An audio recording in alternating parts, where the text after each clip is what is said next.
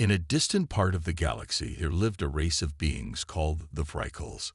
These aliens were known for their strength and advanced technology. They had traveled across space, conquering planets and striking fear into the hearts of every species they met. No one dared to stand against them. The Frykles were hunters, and their greatest joy came from chasing down weaker creatures. To them, it was not just about survival, it was about proving their dominance. One day, Earth's quiet existence was shattered. A massive fleet of ships appeared near the planet, moving silently but with undeniable purpose. Humanity had no idea what these visitors wanted or why they had come. At first, people thought it might be a peaceful encounter, perhaps an opportunity to meet another intelligent species. But that hope quickly faded when the ships began destroying satellites orbiting Earth. Panic spread as governments scrambled to understand the situation. News channels around the world showed images of the alien vessels, sparking fear and confusion. On an orbital research station named Horizon 7, two scientists worked tirelessly to figure out what was happening. Alex Carter was an astrophysicist who spent most of his time studying stars and galaxies. His colleague, Rachel Monroe, specialized in xenobiology, the study of alien life forms. Together, they analyzed strange signals coming from the Frykle ships. The patterns were unlike anything they had ever seen before. It was clear that the aliens were communicating, but the meaning behind their messages remained a mystery. As hours passed, reports poured in from Earth about the destruction caused by the Frykles. Entire communication networks were disrupted, leaving cities isolated and vulnerable.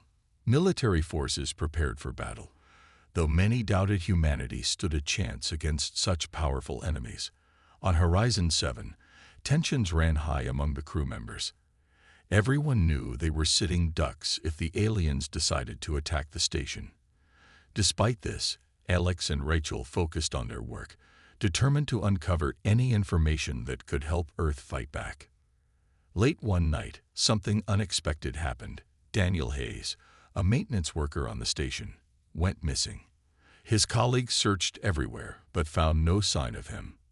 Then, near an airlock, they discovered disturbing evidence: claw marks gouged deep into the metal walls. The sight sent chills through everyone on board. Whatever had taken Daniel was strong, fast, and dangerous. Rachel couldn't shake the feeling that the Frykles were testing humanity, probing their weaknesses before launching a full-scale assault. Alex tried to stay calm, reminding himself that panic wouldn't solve anything. He suggested reviewing all surveillance footage to see if they could spot anything unusual. As they watched the recordings, a shadowy figure moved briefly across the screen. It was quick, almost too fast to notice, but unmistakably alien. Its shape was sleek and predatory, with sharp claws and glowing eyes that seemed to pierce through the darkness. Rachel felt her heart race as she realized the truth. The Frykles were already here. The discovery left the crew shaken. They knew they couldn't defend themselves against such a threat. Their only hope was to warn Earth about the danger lurking closer than anyone imagined. Alex and Rachel worked even harder, decoding more of the alien signals. Slowly, fragments of information began to emerge. The Frykles weren't just invaders, they were hunters. And now, humanity was their prey. Despite the fear gripping the station, Alex and Rachel refused to give up.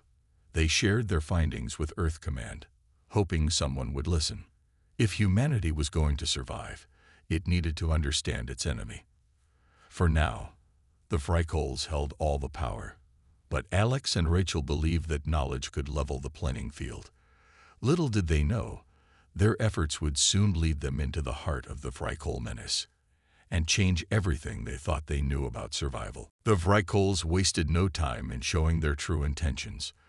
Without any attempt at communication or negotiation, they launched a devastating attack on Earth. Cities burned as their powerful weapons tore through buildings, military bases, and civilian areas alike.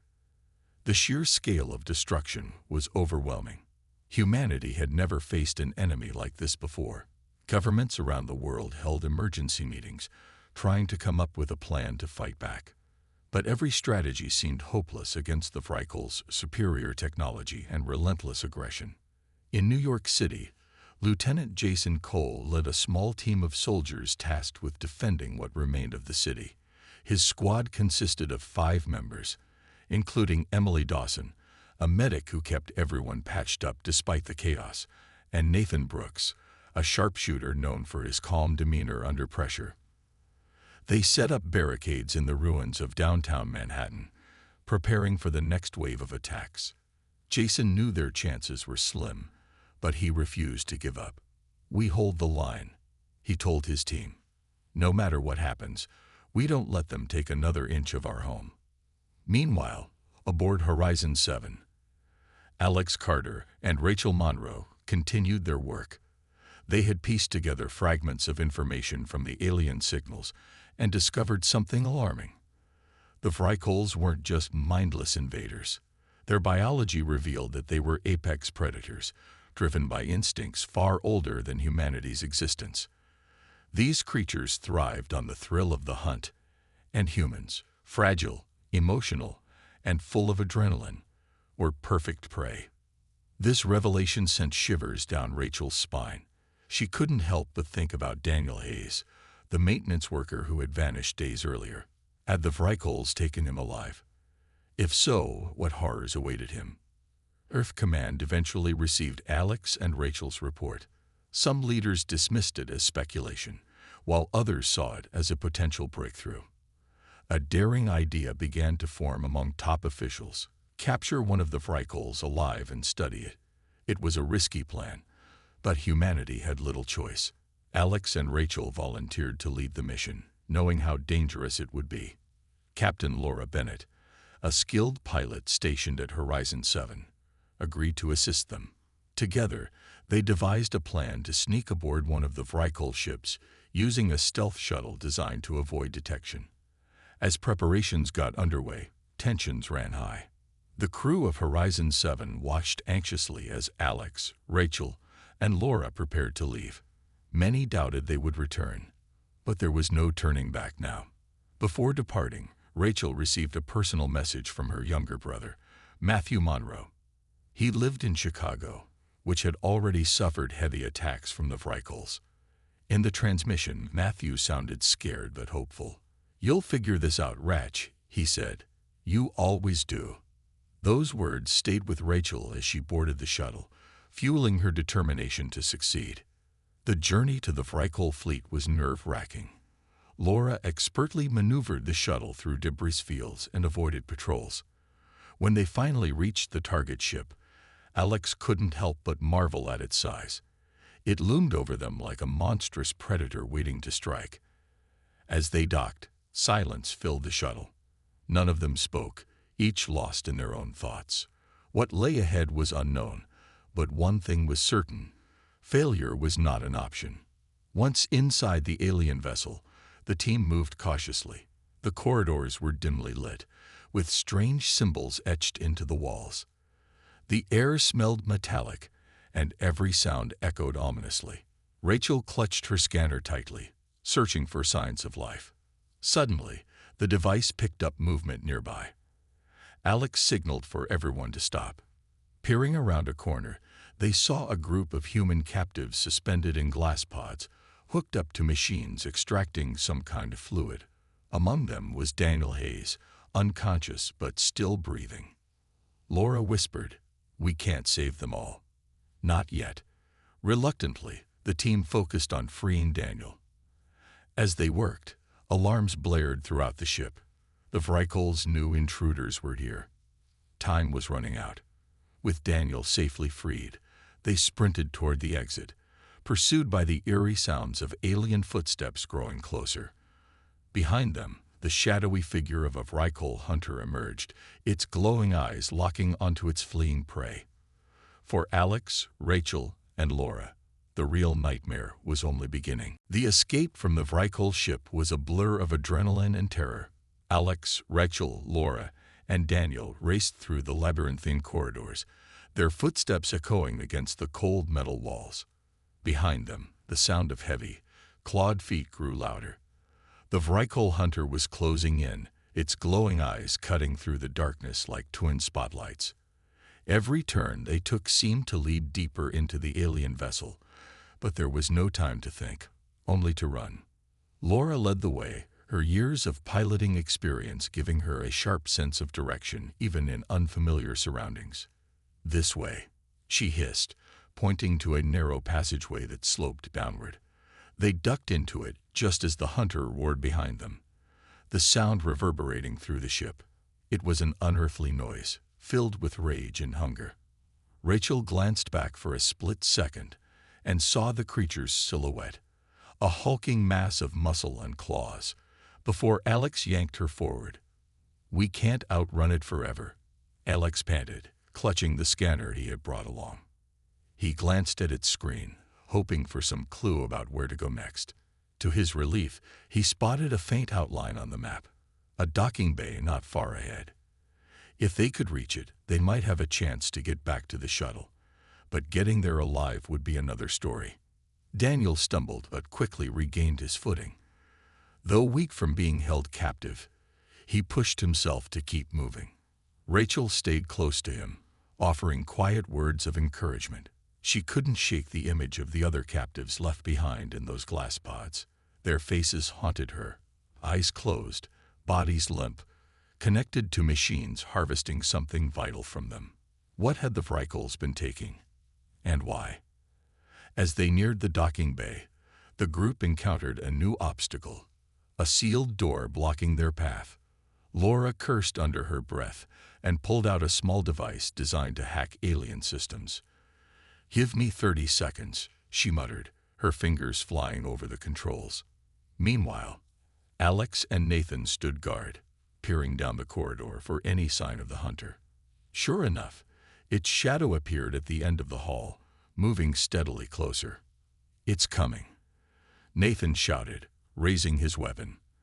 Alex joined him, gripping the makeshift plasma rifle they had scavenged from Horizon 7. They fired blindly into the darkness, hoping to slow the creature down. The shots hit nothing but air, but the noise forced the Vrykel to pause, giving Laura precious seconds to finish her work. With a loud hiss, the door slid open. The team dashed inside, finding themselves in a vast chamber filled with strange machinery and smaller alien vessels. In the center was their shuttle, untouched and waiting. Laura sprinted toward it, shouting instructions. "Get aboard. I'll start the engines." Alex helped Daniel climb inside while Rachel scanned the area one last time. That's when she saw it, the Vrykel hunter lunging into the room, its claws extended and jaws snapping. Without hesitation, Rachel grabbed a fallen piece of equipment and hurled it at the creature. The distraction worked. The Vrykel hesitated for a moment, allowing Rachel to leap onto the shuttle just as Laura powered up the engines. The shuttle lifted off, shaking violently as the Vrykel slammed its massive body against the hull. Inside, everyone held their breath, bracing for impact. But Laura's steady hands guided the craft upward, breaking free of the alien ship's gravity well. As they soared into space, the Vrykel let out a final guttural roar before disappearing from view. Back aboard Horizon 7, the team collapsed in exhaustion. Daniel was rushed to the medical bay, where doctors worked to stabilize him. Alex and Rachel reviewed the data they had collected during the mission, piecing together more details about the Vrykel's biology. What they found confirmed their worst fears. The aliens were extracting adrenaline from their human captives, using it to fuel their own predatory instincts. Humanity wasn't just prey. It was sustenance. Rachel sat alone later that night, staring out at the stars. Her mind kept drifting to Matthew, her younger brother still trapped on Earth. She knew the fight was far from over. Somewhere out there, the Vrykels were regrouping, planning their next move. And Rachel vowed to do whatever it took to protect her family and her species from becoming nothing more than trophies in the hunter's den. Back on Earth, the situation grew worse with each passing day. The Vrykels had established a foothold in several major cities, turning them into hunting grounds. Civilians who hadn't managed to evacuate were now targets, chased through crumbling streets by the relentless alien predators. Lieutenant Jason Cole and his team continued their desperate fight in Detroit, using whatever weapons and tactics they could muster. Supplies were running low, and morale was even lower. Yet, Jason refused to give up. He reminded his squad that every life saved mattered, no matter how small the victory. Emily Dawson worked tirelessly to keep everyone alive. Her medical kit was nearly empty, but she improvised with whatever she could find. Bandages torn from clothes, painkillers scavenged from abandoned pharmacies. Nathan Brooks remained her constant shadow, covering her as she treated the wounded during firefights. "Stay sharp," he often said, his voice calm but firm. Despite the chaos around them, their teamwork kept the group functioning. Meanwhile, aboard Horizon 7, Alex and Rachel analyzed the data they had retrieved from the Vrykul ship. What they uncovered was both fascinating and horrifying.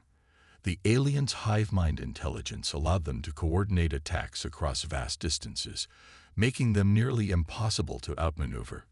Worse still, the adrenaline they harvested from humans wasn't just fuel. It made them stronger, faster, and more aggressive.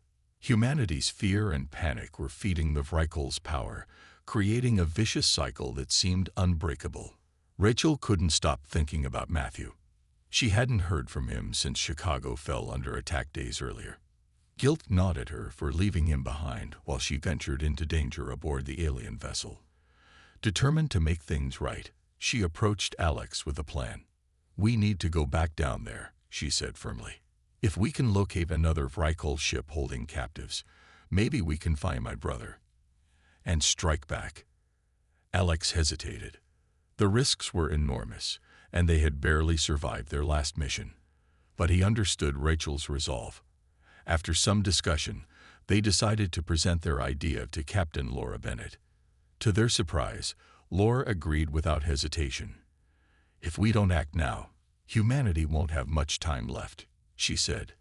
Together, they devised a bold plan: infiltrate another Vrykul ship, rescue as many captives as possible, and sabotage the aliens' operations from within.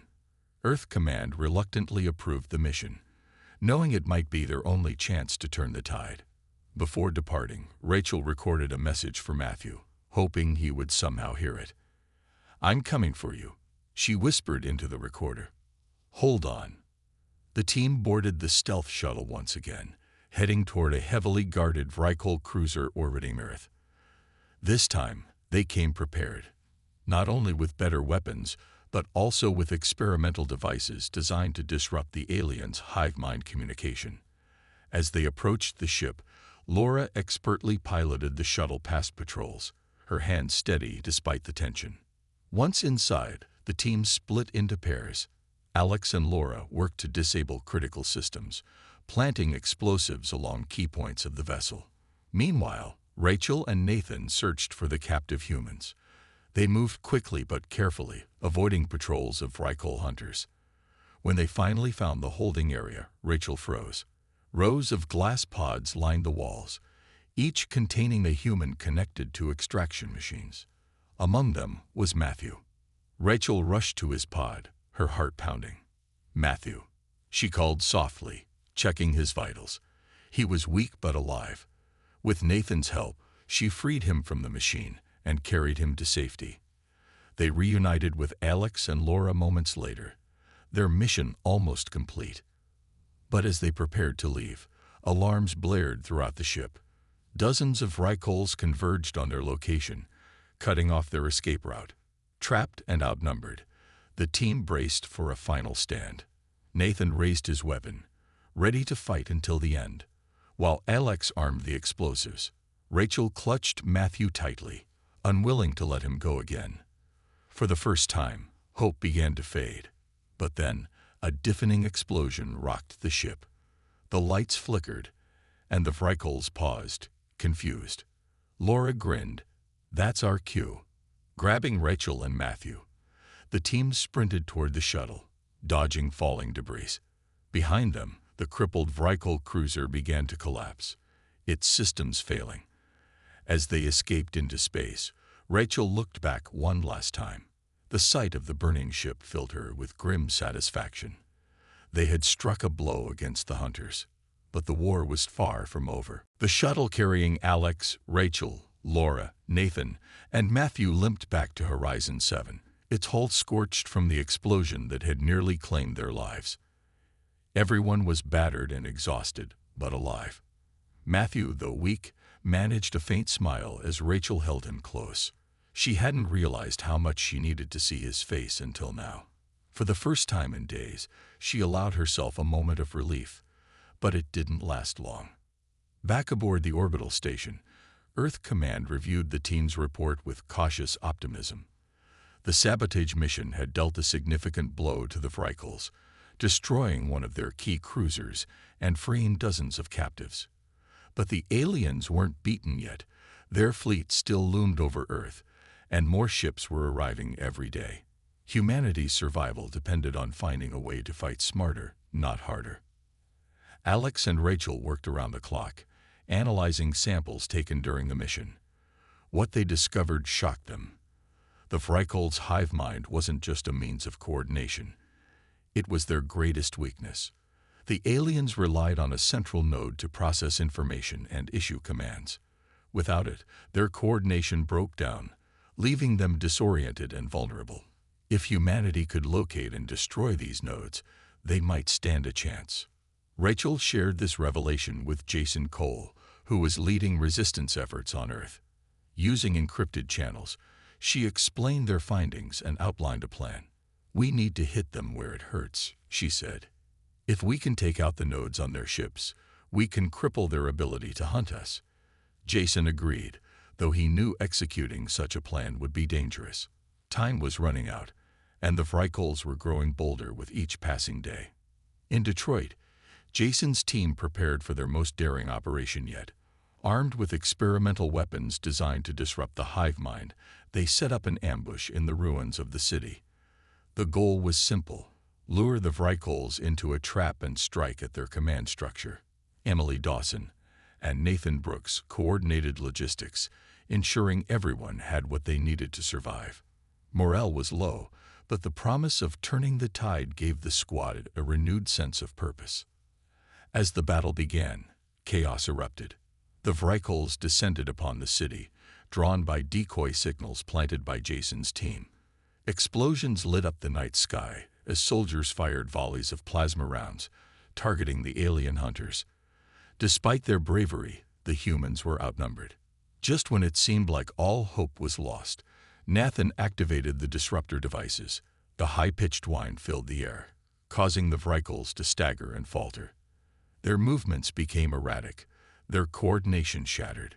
Seizing the opportunity, Jason led a charge toward the largest Vrykel vessel hovering above the city. Inside, they found the central node, a pulsating mass of organic material connected to countless wires and circuits. With no time to waste, Emily planted explosives while Nathan provided cover fire. The Vrykels recovered quickly, swarming the area, but Jason's team fought with everything they had. One by one, his comrades fell, sacrificing themselves to ensure the mission succeeded. Back on Horizon 7, Rachel and Alex monitored the situation from afar. When the explosives detonated, the Vrykel ship shuddered violently before erupting in a brilliant burst of light. Cheers erupted among the crew, but Rachel felt a pang of sadness. She knew the victory had come at a cost. Jason's voice crackled over the comms, weary but triumphant. "It's done," he said, "but we've lost too many good people." Though weakened, the Vrykels weren't defeated. Surviving ships regrouped, retreating temporarily to regroup and reassess their strategy. For humanity, the brief reprieve was both a blessing and a warning. They had struck a major blow, but the war was far from over. Rachel looked out at the stars, her mind racing. The Vrykels feared nothing except losing control. And now, humanity had shown them that even the strongest predators could bleed. As she turned to Alex, she spoke softly but with determination. "We've bought ourselves some time. Let's make sure it counts." Together, they returned to their work, knowing the next move would decide the fate of Earth, and perhaps the galaxy itself. The victory in Detroit was a turning point, But it came at a heavy price. Jason Cole's team had been decimated, leaving only a handful of survivors. Emily Dawson was among the fallen, her sacrifice ensuring the destruction of the Frykle node. Nathan Brooks, though wounded, refused to leave his post until the mission was complete. When he finally returned to Horizon 7 for medical treatment, his face was etched with grief and exhaustion. The losses weighed heavily on everyone, but there was no time to mourn. The Frykles were regrouping, and humanity needed to prepare for their next assault. On board Horizon 7, Alex and Rachel worked tirelessly to refine their strategy. With data collected from the destroyed node, they identified patterns in the Frykles' behavior. The aliens relied on multiple nodes spread across their fleet, each one connected to a larger central hub. If humanity could locate and destroy the main hub, it would sever the Frykles' hive mind entirely, leaving them vulnerable and disorganized. But finding the hub wouldn't be easy. It was hidden deep within the largest Frykle ship, guarded by their most elite hunters. Rachel insisted on joining the mission to take down the hub. Her determination was unwavering, fueled by the memory of Emily and the countless others who had lost their lives. "We owe it to them," she told Alex. "This is our chance to end this." Reluctantly, Alex agreed to accompany her, knowing she wouldn't back down. Captain Laura Bennett volunteered to pilot the shuttle once again, while Nathan, still recovering from his injuries, offered tactical support from Horizon 7. The plan was risky. They would infiltrate the Frykle flagship under the cover of darkness, using stealth technology to avoid detection. Once inside, Alex and Rachel would navigate the ship's labyrinthine corridors to reach the hub, while Laura stayed behind to guard the shuttle. Timing was critical. They had to plant explosives and escape before the Frykles realized what was happening. As they approached the massive alien vessel, tension filled the shuttle. None of them spoke, each lost in their own thoughts. Laura guided the craft skillfully, slipping past patrols and docking unnoticed. When the hatch opened, Alex and Rachel stepped out, their weapons ready. The air smelled metallic, and the dim lighting made every shadow seem alive. Every step felt like walking into a trap. Rachel clutched a scanner that displayed the hub's location. It wasn't far, but getting there would require navigating through swarms of Frykle hunters. As they moved cautiously, they encountered smaller groups of aliens patrolling the corridors. Alex used a disruptor device to confuse the creatures, buying them precious seconds to slip past unnoticed. Still, the noise of their movements drew attention, and soon the sound of claws scraping against metal echoed behind them. "We're close," Rachel whispered, glancing at the scanner. Ahead, a massive door loomed, its surface covered in alien symbols. Alex hacked the controls, his hands trembling as he worked. The door slid open with a hiss, revealing the central hub, a pulsating mass of organic material surrounded by intricate machinery. It throbbed rhythmically, almost like a heartbeat. "This is it," Alex said, pulling out the explosives. He began setting charges while Rachel kept watch, her weapon trained on the entrance. Seconds later, the unmistakable sound of approaching footsteps reached their ears. A Frykle hunter appeared in the doorway, its glowing eyes locking onto them. Before it could attack, Rachel fired, striking it in the chest. The creature roared in pain but didn't fall, advancing slowly despite its injury. "Alex, hurry," Rachel shouted, backing away as another hunter emerged.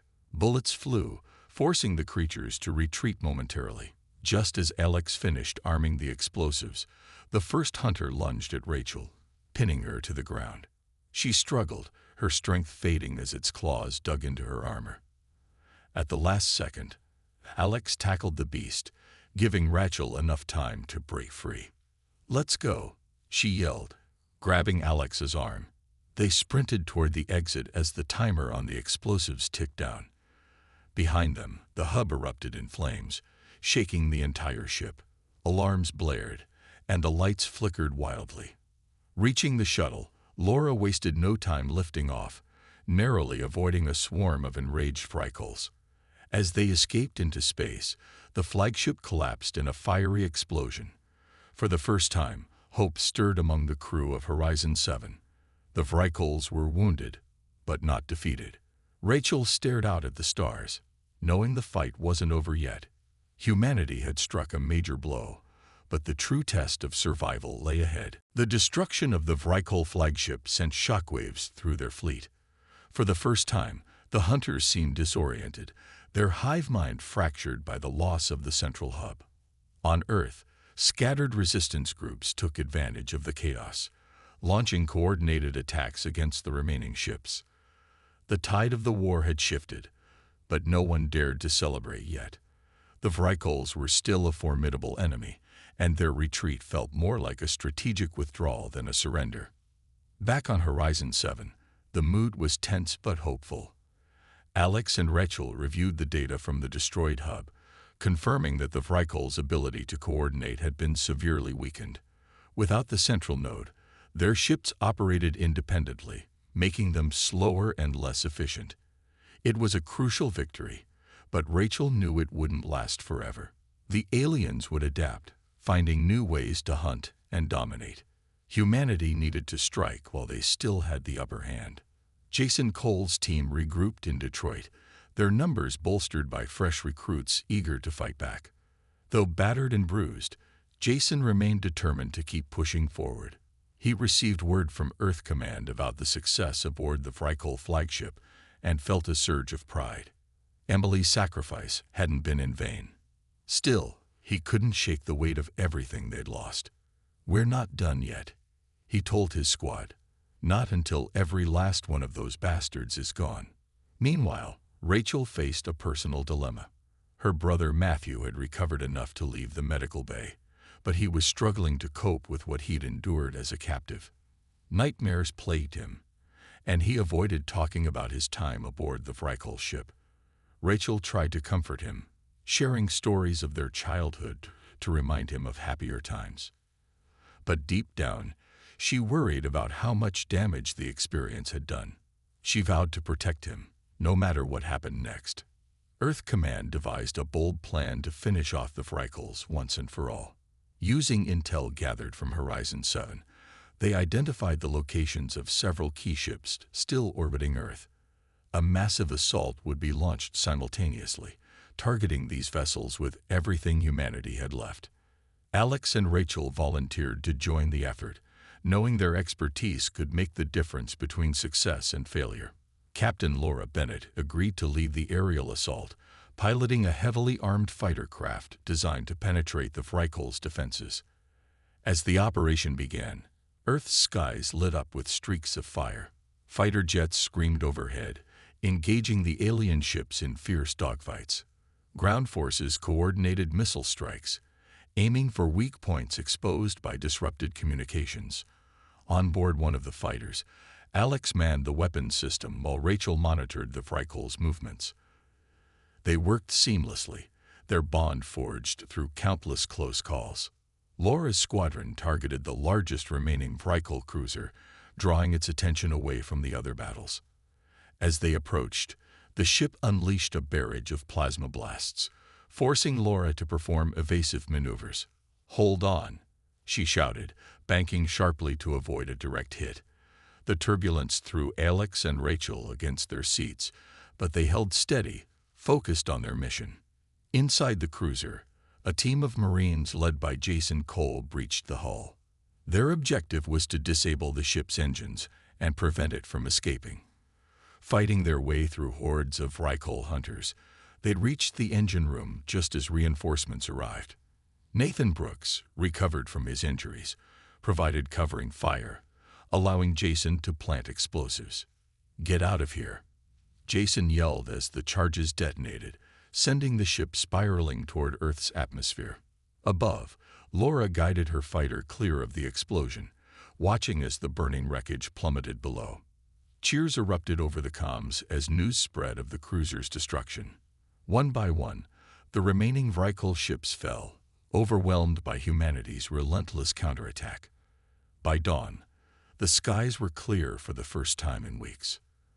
Though exhausted, Rachel allowed herself a moment of quiet reflection. Humanity had survived, but the scars of the conflict would linger for generations. As she looked at Matthew, she realized that rebuilding wouldn't just mean repairing cities. It meant healing hearts and minds. For now, though, they had won. And sometimes, winning was enough. The war against the Vrykles had ended, but its aftermath left deep marks on Earth. Cities lay in ruins, their streets deserted and buildings reduced to rubble. Survivors wandered through the wreckage, searching for loved ones, or simply trying to make sense of what had happened. The skies were clear now, freed from alien ships, but the scars of battle remained etched into the landscape and into the hearts of those who had fought. On Horizon 7, the crew gathered in the main observation deck to watch the sunrise over Earth. It was a rare moment of peace after months of relentless struggle. Alex stood quietly by the window, his mind replaying the events that had brought them here. Beside him, Rachel held Matthew's hand tightly, grateful to still have her brother by her side. Though he was healing, she knew it would take time for him to recover fully. For now, she focused on being there for him, offering whatever support he needed. Jason Cole returned to Detroit with his team, finding the city eerily silent. The once bustling streets were empty, save for the occasional patrol unit sweeping for survivors. He walked among the ruins, remembering the faces of those who hadn't made it. Emily Dawson's smile flashed in his memory, followed by the determined look in Nathan Brooks' eyes during their final stand. Jason felt a pang of guilt for surviving when so many others hadn't, but he reminded herself that giving up wasn't an option. There was still work to be done, homes to rebuild, lives to restore. Earth Command released a statement declaring humanity's victory over the Vrykles. Leaders around the world praised the bravery of soldiers, scientists, and ordinary citizens who had come together to defend their planet. But they also warned that this victory came at a cost. Millions had died, and billions more were displaced. Resources were scarce, and rebuilding would require cooperation on a scale never seen before. Despite the challenges ahead, there was hope. Humanity had faced extinction and emerged stronger, united by a shared determination to survive. Alex and Rachel continued their research, using the data they had collected to develop new technologies. Their goal was to ensure Earth would never be caught off guard again. Working alongside engineers and inventors from across the globe, they created early warning systems capable of detecting alien threats light years away. They also designed advanced weapons and defenses, knowing that peace might not last forever. "We can't afford to forget," Alex said one evening as he reviewed blueprints with Rachel. "If we do, history will repeat itself." Rachel nodded, her thoughts drifting to Matthew. She had promised herself to protect him, but now she realized the promise extended beyond her family. Every human life mattered, and it was up to her, and everyone else, to safeguard the future. Together, she and Alex poured their energy into creating tools that could defend Earth without resorting to violence. Diplomacy and understanding, they believed, were just as important as firepower. As weeks turned into months, signs of renewal began to appear. In Detroit, small communities sprang up amid the ruins, people coming together to rebuild what had been lost. Farmers planted crops in fields once scorched by plasma fire, while teachers set up makeshift schools to educate children who had grown up during the war. Slowly but surely, life found a way to flourish again. On Horizon 7, Rachel watched the stars twinkle in the distance. She thought about the Vrykles and wondered if they would ever return. If they did, humanity would be ready. But for now, she chose to focus on the present. The resilience of her species, the bonds forged in adversity, and the quiet beauty of a world beginning to heal. "We did it," Alex said softly, standing beside her. "Against all odds, we survived." Rachel smiled, her gaze steady. "And we'll keep surviving," she replied, "no matter what comes next."